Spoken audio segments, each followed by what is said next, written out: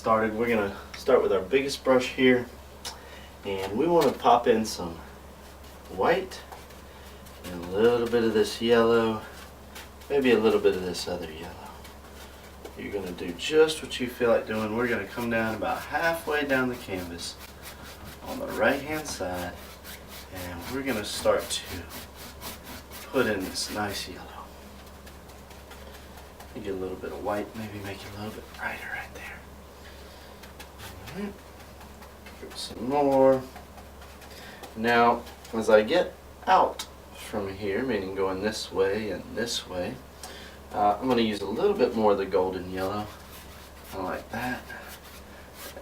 So put that on top here. And we're starting to make kind of a sideways V happen. And we want to carry that on across the canvas now. So it's like a V got tipped over on its side. Do a little bit of the bright yellow and white in the middle of the V, like so. And as you get further and further away from that bright area, we use a little bit more of the golden yellow. There we go. Oh, that's nice. That's nice. Okay.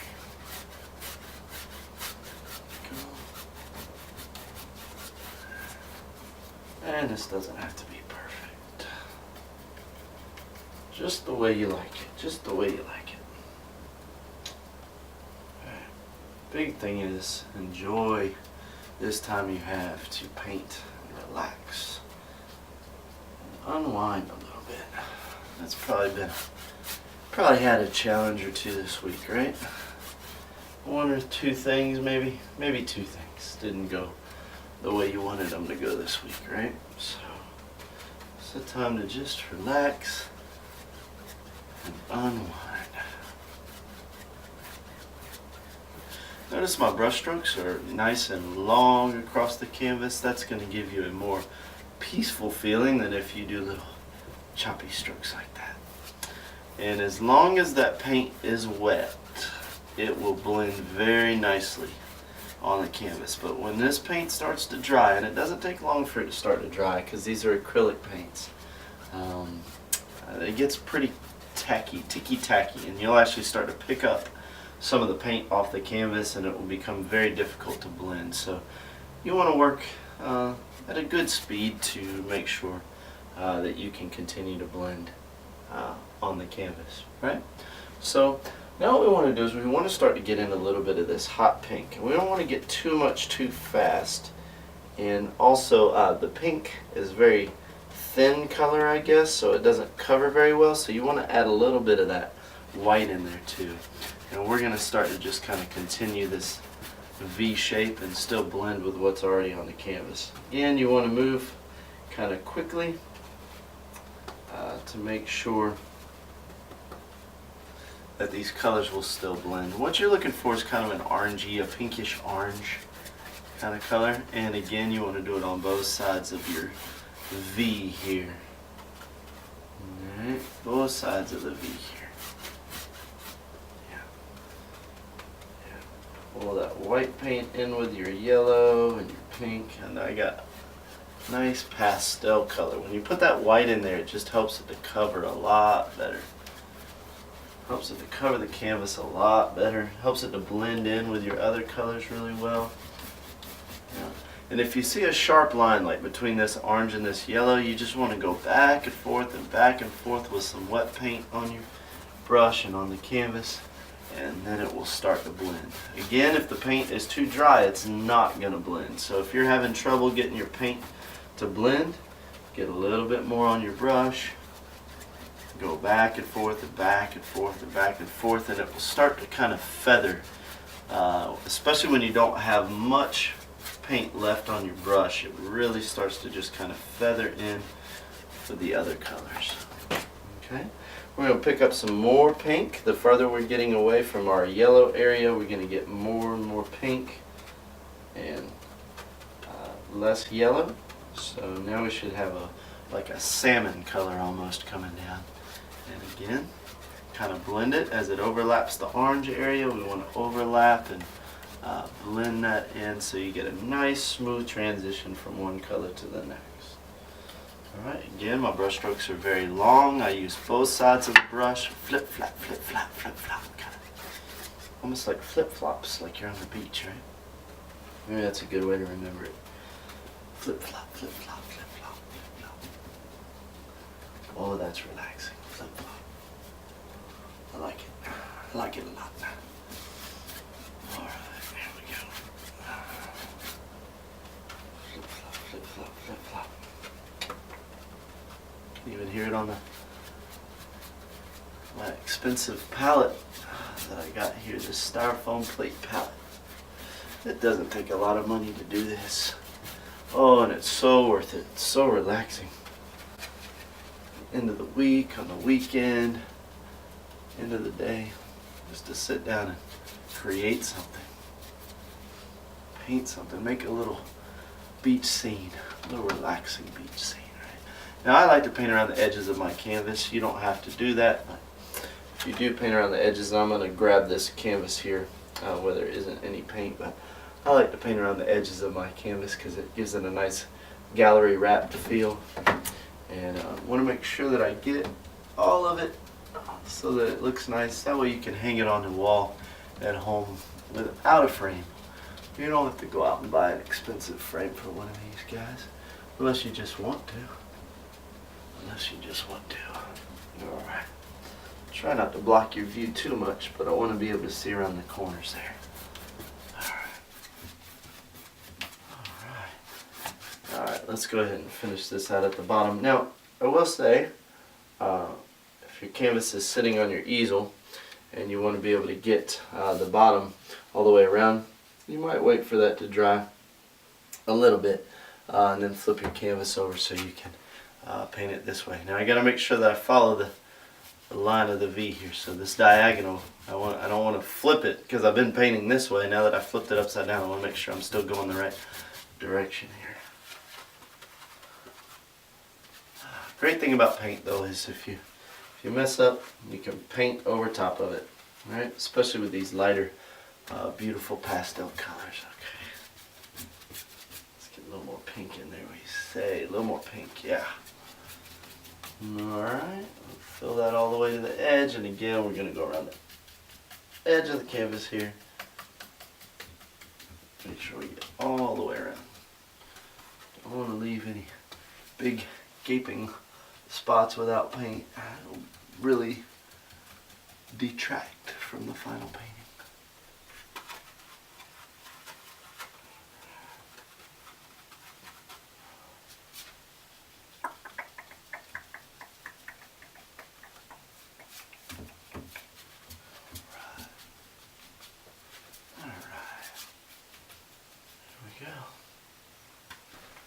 About done with the sky. How about that? Now I went back to a little bit of my yellow and white just to get the edge here to match up with the front of the canvas.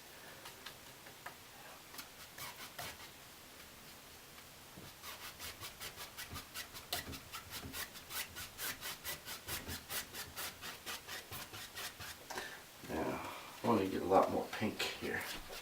There, yeah, that's going to push it quite a bit. Oh yeah, now it's vibrant pink. Okay, so I just grabbed some hot pink here and here and just really made the edges of this canvas really pop with some nice hot colors. Isn't that nice about sunsets, how beautiful, just have a beautiful array of colors. And it's one of those things you just, sometimes it can take your breath away, you know.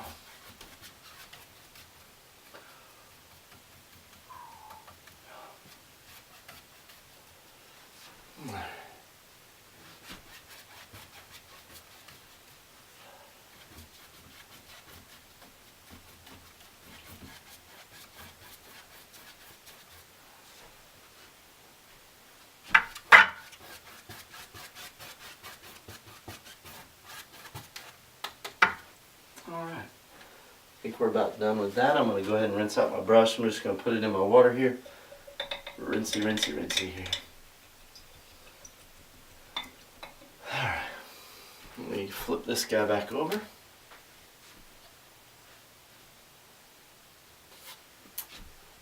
And we're just going to let that sit for a minute and dry. Yeah, just going to let that sit for a minute and dry. Alright, now that the background is dried a little bit, we're going to grab our paint tray and our medium-sized brush. And I'm keeping my large brush in my water in case I need to use it again. With acrylics, you definitely don't want the paint to dry in your brush.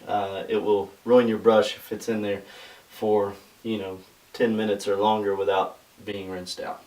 Alright, I'm going to take some of this black paint and I'm going to mix it in with some of my yellow and get kind of a dark gray color. I might put a little bit of orange in there too, warm it up a little bit, but really it just looks gross, okay? And that's alright. I'm going to add a little bit of purple to it also, why not?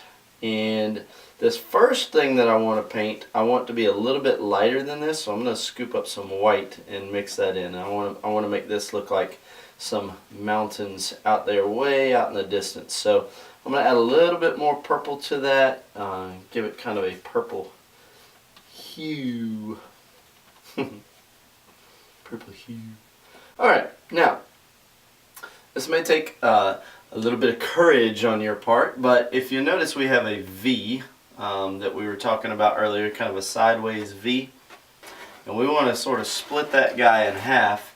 And I'm using this brush. Now, this brush is called a flat, and it can either make a wide mark, or if you turn it 90 degrees, it can make kind of a skinny mark. So hopefully you can see that on my palette there. I'm going to load up my brush with plenty of paint, and I'm going to turn it on its side so it's going to make a skinny mark. And then I'm going to paint all the way across. Now notice I'm not moving my arm much. I'm actually tilting my body. I'm kind of using my body and shifting my weight to kind of get all the way across. And the reason why I do that is if you use your fingertips, you got a little bit of movement. If you use your wrist, you get a little bit greater range of motion. If you use your elbow, a little bit greater range of motion. Use your shoulder, even greater range of motion. And if you lock them all and use your legs, you have an even greater range of motion.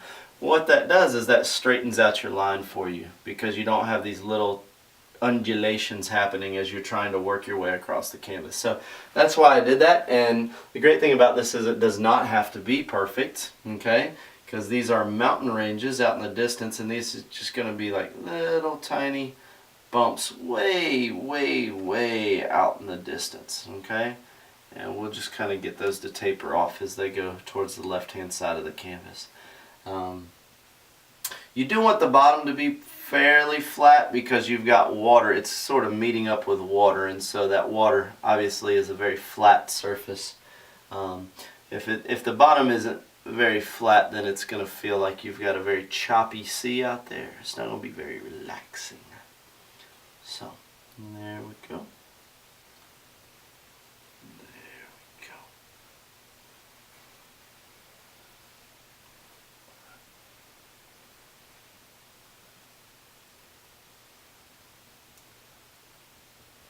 And I'm just filling in those mountains. And that's pretty much it for off in the distance.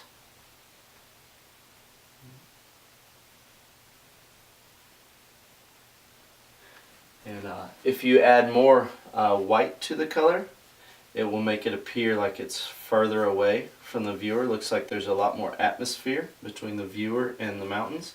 So if you think it's too dark, you could come back with a little bit lighter color.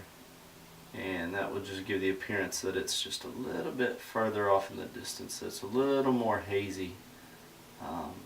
And that actually will contrast nicely, because when we put in the foreground, we're going to do it very dark, very close to black. And so the contrast between the two, right now, it feels pretty dark on the canvas, because all we have is this bright yellow and orange. And so it seems to be super dark. But when we add black to a scene, like we're going to do, we're going to have silhouetted palm trees and our foreground, and all of those items will start to make this look a lot lighter, which will kind of push it further away from the viewer, make it feel like it's further away from the viewer. It's an optical illusion that we create, kind of. So that's kind of cool.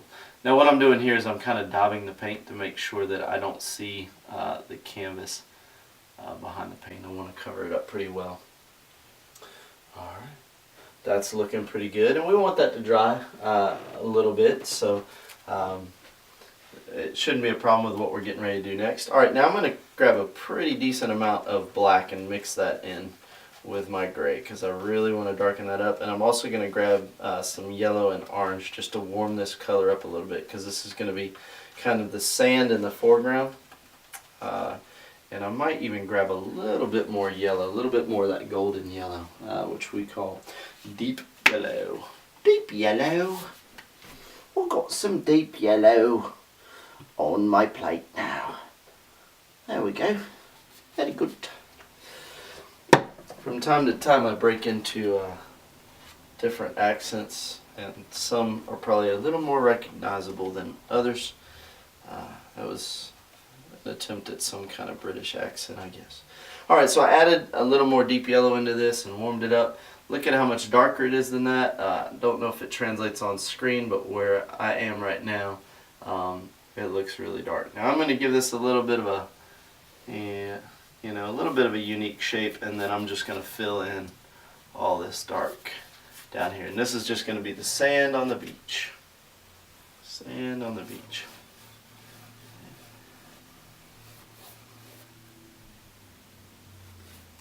This will be sand on the beach. And I just did a little cut in there to make it a little more interesting. This little area right here. It's a little place where the land kind of juts out over here.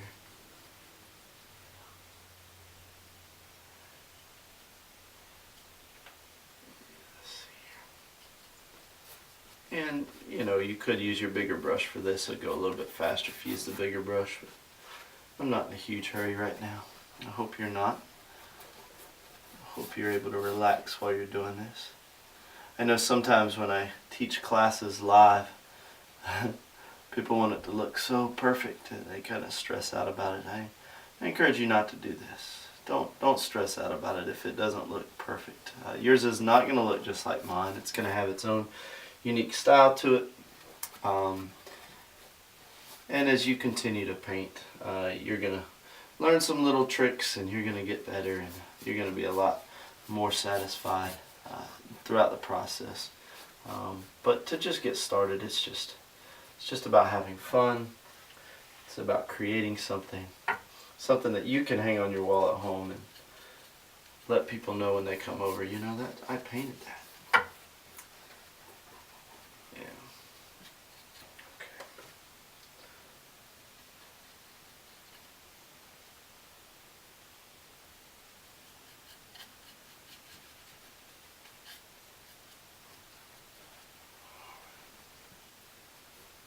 There we go, we got it pretty well filled in. If we have to come back later and fill some other spots in, we can do that.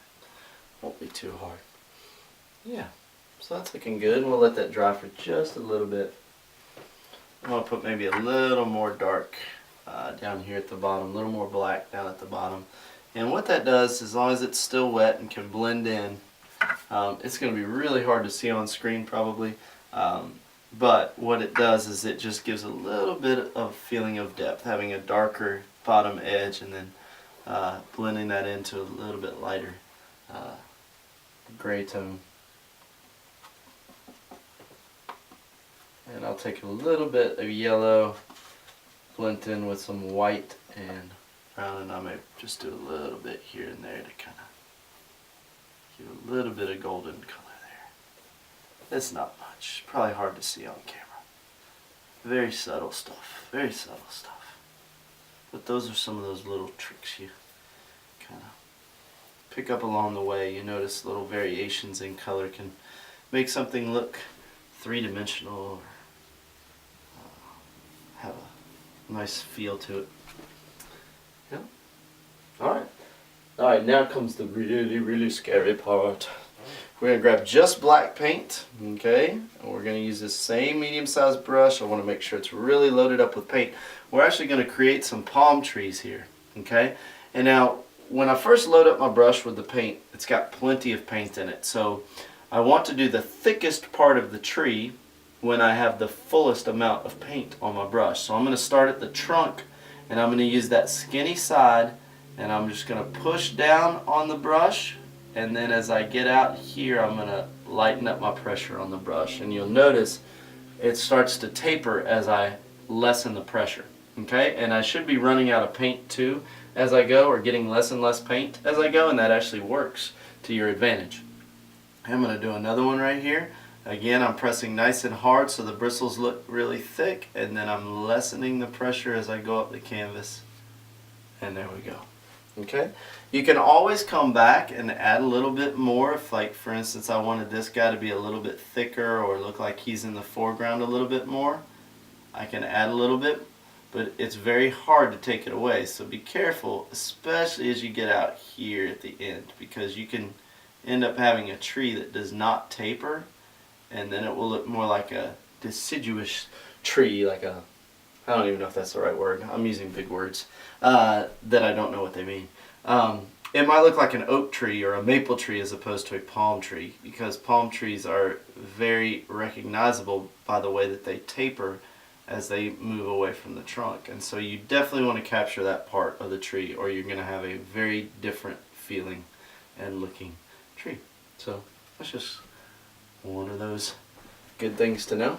Okay, so we've got a couple of trees there. What we're going to do is I'm going to again load up my brush with this paint, and I'm going to use the skinny side of the brush, and I'm going to do kind of like little they're palm fronds really, and this is the center point of the palm frond, meaning the spine of the palm frond. We'll do the other portions of it with our small brush here in a little bit. Okay, and these pieces can overlap from tree to tree, and I might have one more guy kind of hanging down right there. Alright, and we'll do one right here.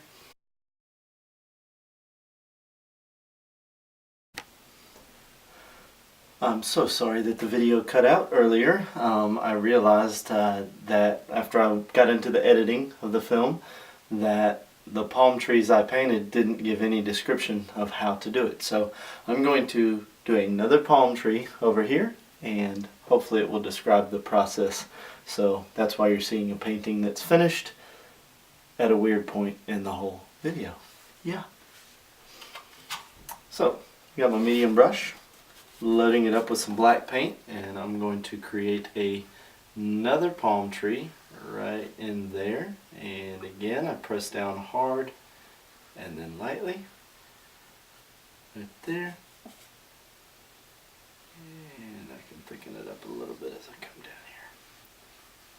There we go. Okay, now I'm going to take that same medium-sized brush. I'm going to create the spines just like we did earlier. Again, I press down to get a thicker line, and then as I kind of let up off the pressure, it gets a little bit skinnier. Alright, now I'm going to take my small brush. This is a script liner. It's got long bristles. It's really skinny. And I'm going to go along each one of these spines, and I'm going to put little palm fronds. Again, I kind of press down so that the bristles sort of sideways, and then as I come out here it moves more to the tip of the bristles. So that's what gives me a wider and then a skinnier piece. And if you do it more naturally, not slowing it down so much, you can get a little flick of the wrist there, and you get some nice shapes to it. And then you just repeat that for each one of the spines that you created. You just kind of come in and put your palm fronds in.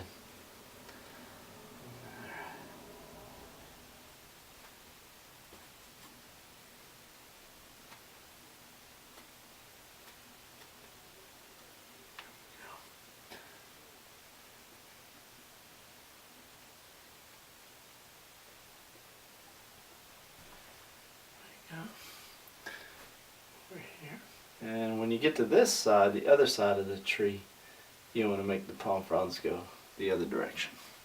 Mm-hmm.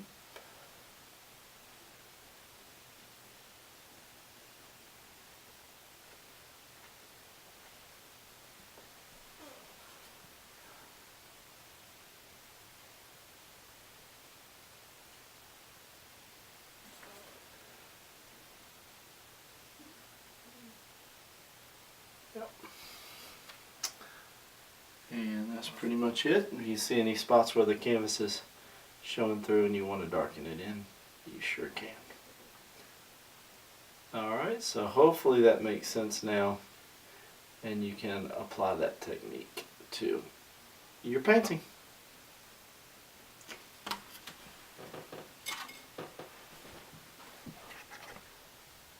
But what we're doing with these palm fronds, we're just curving the lines a little bit here.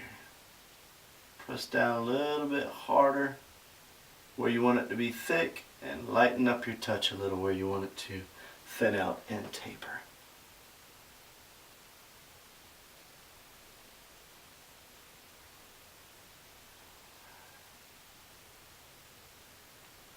Alright, that's pretty cool. I may come in here where I see some canvas peeking through my paint, and I might fill in some of those areas a little bit. And we're getting pretty close to done, but I think we need to add some more palm fronds to make it kind of frame this up a little bit. Okay, so I'm going to put my small brush in my water. I'm going to pick my medium brush back up, and going to get some of that water off of there. I'm not too worried about rinsing out this brush because this is dark paint in here already, and that's what we're working with. But these palm fronds, I'm going to let them be a little bit bigger than those, so I'm using the big brush not only for the spines, but I will probably also use it for the actual fronds themselves. And what we're going to do is we're going to pretend that somewhere over here there's this tree, and the palm fronds are kind of starting to come into the scene a little bit. And hopefully this will make the viewer feel like they've got a unique perspective of depth. You've got mountains way off in the distance, you've got these palm trees that are out there, and then maybe we can make it feel like they're under a canopy of palm fronds. So I'm just going to come out here. And I know it's scary. This is black paint on all of your hard work. Yikes, right? Okay. So those are some of my spines. And now I'm going to take the skinny side of this brush and I'm going to start to make these palm fronds like this. Again, press down a little to get the thicker part and lighten up on the pressure. Okay? As you want them to taper. So that actually is, a lot of that movement is in your fingertips. Okay, and in the wrist. A lot of that pressure is what allows the tapering to happen and gives this a distinctly tropical palm frondy feel. And I'm pretty sure that's the technical definition, palm frondy.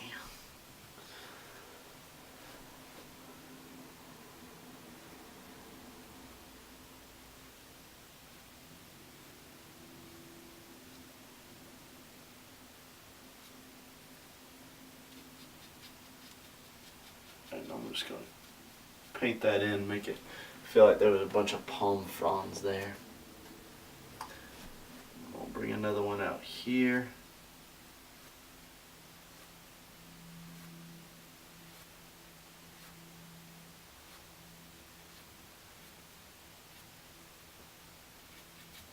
Alright. Cool deal. Let's see. I feel like I need something over here. Maybe there was a palm tree out here, and we just want them to go off and just give us that hint that, hey man, I'm in your scene, bro. I'm in your scene. So okay, I hear you. Here you are. So this is maybe that palm tree down at the base before we get to see the palm fronds.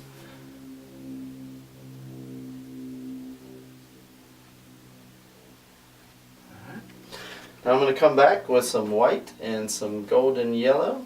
Okay, golden yellow, and I might put a little bit of hot pink or orange in there too just to warm it up.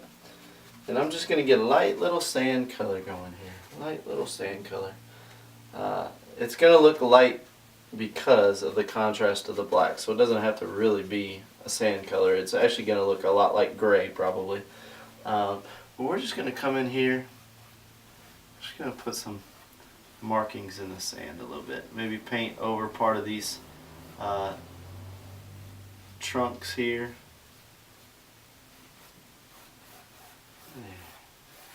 Could add a little bit of context there. A little bit of sand happening there.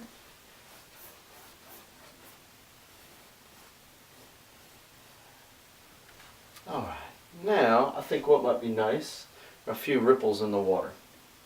So I'm going to rinse out my small brush.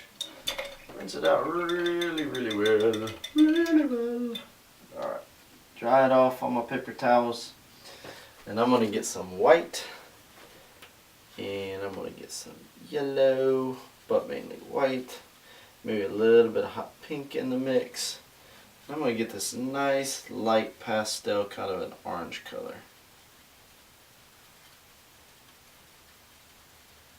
It's a pinky orange color.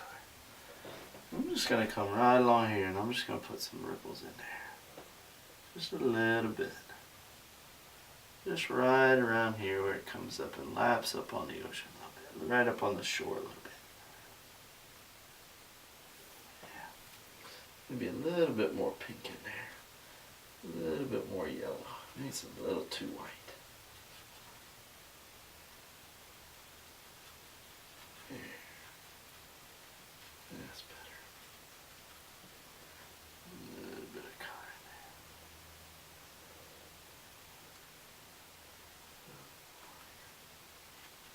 A little bit more. There